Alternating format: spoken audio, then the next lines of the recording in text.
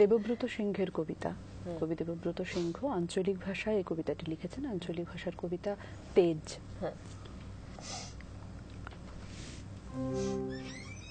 আমি জামবনির কুঁইরিপাড়ার শিবু কুঁইরির বিটি সাঁঝলি বঠি। কাগজওয়ালারা বললে অতটুকুন বললে হবে কেনে? তুমি এবারকার মাধ্যমিকে প্রথম হইছ, তোমাকে বলতে হবে আরো কিছু।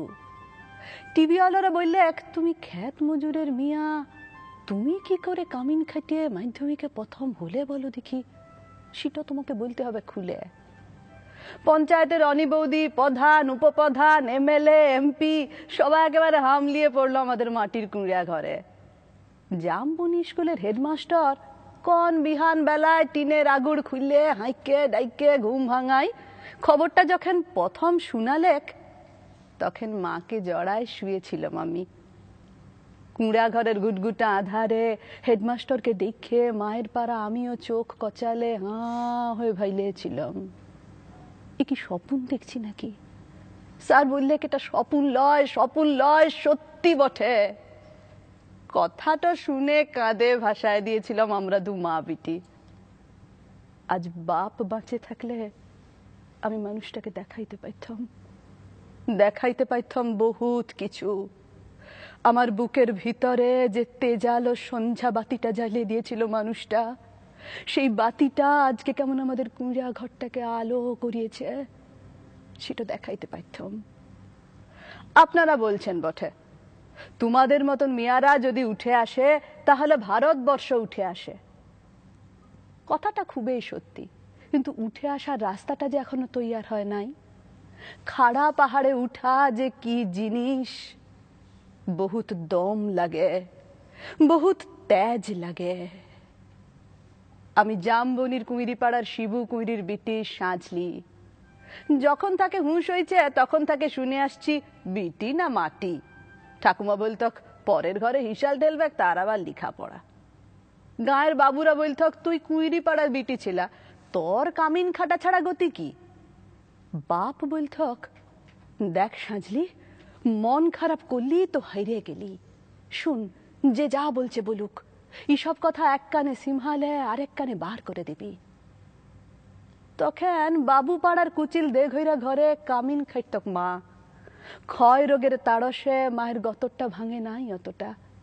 মাঝে মধ্যে জ্বর টর আসতে বটে, জ্বর আলে মা চুপচাপ এগনাতে তালাই পাতে শুয়ে থাকত। মনে আছে সে ছিল এক জাড় কালের সকাল। রোদ উঠেছিল ঝলমলানি, ঝিঙা ফুলা রোদ। আমি সে রোদে পিঠ দিয়ে গা ধুলাই পড়ছিলাম ইতিহাস, ক্লাস 7-এর সামন্ত রাজাদের ইতিহাস। দেওঘরে গিন্নি লোক পাঠাইছিল বার কতক। মায়ের জ্বর সে তারা শুনতে নাই চায়। আমাদের দিদি বুড়ি তখনও বাঁচে। কুলতলায় বসে ছেঁড়া কম্বল মুড়ি দিয়ে বিড়ি ফুঁকছিল বুড়ি। শেষ তক বুড়ি সেদিন পড়া থেকে উঠাই মায়ের কাজটুকুন করতে পাঠাইছিল বাবু ঘরে। পুরানো ফটক ঘেরা উঠান, অত বড় দরদালান, অত বড় বারান্দা, সব ঝাঁট ফাট দিয়ে সাফ সূত্র করে আসছিলাম চুলে। দেঘইরা গিন্নি নাই ছাইলেক, এক গাদা এটা কাঠা জুঠা বাসন আমার সামনে আইনে ধরে দিলেক। বললাম আমি তোমাদের জুঠা বাসন ধুতে লাইব? বাবু গিন্নির সে কি রাগ! কি বললি তুই? যত বড় মূল হয় তত বড় কথা। জানিস তোর মা, তোর মায়ের মা, তার মায়ের মা সবাই এতকাল আমাদের জুঠা বাসন ধুয়ে গুজারে গেল, আর তুই বললি জুঠা বাসন ধুতে লাইবি? বললাম আমি তোমাদের জুঠা বাসন ধুতে লাইব, তোমরা লোক দেখে লাওগা, আমি চললাম। কথাটা বলে গটগট গটগট করে বাবু গিন্নির মুখের সামনে আমি বেড়াই চলে এলাম। তা বাদে সে লিয়ে কি কাণ্ড, কি ঝামেলা। বেলা ডুবলে মাহাতোদের ধান কাটে বাপ ঘরকে ফিরে আইলে দু পাতা লেখাপড়া করা লাতনির ছোট মুখে বড় থুতির কথা 7 কাহন করে বলেছিল দিদি বুড়ি। মা কোনো রাগ কাঢ়ে নাই। আঘর মাসের সন্ধ্যা বেলায় এগনাতে আগুন জ্বালে গা হাত পা সেঁকছিল মা। এক মাথা ঝাঁকড়া চুল ঝাঁকানো বাপের পেটানো পাথরের মুখটা ঝলকে উঠেছিল আগুনের আঁচে। আমি বাপের অমন চেহারা কোনোদিন দেখি নাই। বাপ সেদিন মা আর দিদি বুড়ির সম্মুখে আমাকে কাছকে ডাকে মাথায় হাত বুলাই গম গমা গলায় বলেছিল, যা করেছিস বেশ করেছিস। শুন, তোর মা, তোর মায়ের মা, তার মায়ের মা সবাই করেছে কামিনগিরি, বাবু ঘরে গতর খাটাই খাইয়েছে। তাতে হইছেটা কি? তাতে হইছেটা কি? এই কথাটা মনে রাখবি সাজলি, তুই কিন্তু কামিন হবার লাগে জম্মাস নাই। যত বড় লাট সাহেবই হোক কেনে, কারু কাছে মাথা নুয়াই নিজের তেজ বিকাবি নাই। এই তেজটুকুন লাগে লেখাপড়া শিখাচ্ছি তোকে, না হলে আমাদের মতো হাভাতা মানুষের ঘরে আর আছেটা কি? আমি জামবনির কুইরি পাড়ার শিবু কুইরির বেটি সাজলি। কবেকার সেই ক্লাস 7-এর কথা ভাবতে যায় কাগজওয়ালা টিভিওয়ালাদের সামনে এখন কি যে বলি। তালপাতা রদ দিয়ে ঘেরা গবুল্লতার ইগনাতে লুকে এখন লুকাকার। তার মাঝে বাঁশি বাজায়, জিপ গাড়িতে চাইপে আগু পিছু পুলিশ নিয়ে মন্ত্রী আইলেক ছুটে। কোথায় সাজলি কুইরি, কোথায়? বলতে বলতে বন্দুকধারী পুলিশ লিয়া সোজা আমাদের মাটির কুঁড়িয়া ঘরে। হেডমাস্টার বললে এক, প্রণাম কর সাজলি, প্রণাম কর। মন্ত্রী তখন পিঠ চাবড়ালেক। পিঠ চাবড়ায় বললেক, তুমি কামিন খাটি মাধ্যমিকে প্রথম হয়েছ, তাই তোমাকে দেখতে আইলাম। সত্যি বড় গরিব অবস্থা বটে। তোমাদের মতন মিয়ারা যাতে উঠে আসে তার লাগেই তো আমাদের পার্টি, তার লাগেই তো আমাদের সরকার। এই লাও 10,000 টাকা চেকটা এখন লাও। শুনো, আমরা তোমাকে আরো ফুল দিব, সম্বর্ধনা দিব, আরো দেদা টাকা তুলে দিব।